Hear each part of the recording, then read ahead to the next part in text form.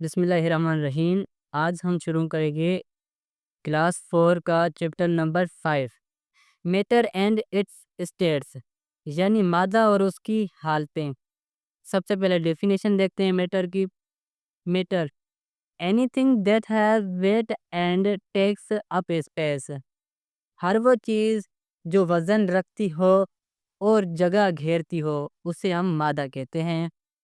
اب میٹر کی 3 اسٹیٹس ہوتی ہیں یعنی حالتیں ہوتی ہیں، سولڈ یعنی سخت، لیکوڈ یعنی پانی کی طرح، اور گیس یعنی ہوا کی طرح۔ سب سے پہلے آتی ہے sold. It has fixed shape and fix volume.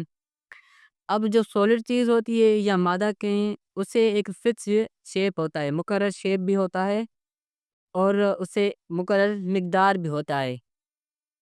They are particles tightly packed, اور جو اس کے پارٹیکل ہوتے ہیں نا یعنی ایٹم والے پارٹیکل، وہ آپس میں ٹائٹلی ملے ہوتے ہیں۔ جیسے اب اس کا ایگزامپل ہے روک، پتھر، ووڈ، کاٹ وغیرہ۔ اس کے بعد دوسرے نمبر پہ آتا ہے لیکوڈ۔ لیکوڈ یعنی پانی کی طرح کوئی بھی چیز ہو۔ It has no fixed shape but has fixed volume. اب دیکھیں پانی ہوتا ہے، اسے پانی کو کوئی شیپ نہیں ہوتا لیکن اسے والیوم ہوتا ہے، مقدار ہوتا ہے یعنی وزن ہوتا ہے۔ Their particle are less tightly packed than sold.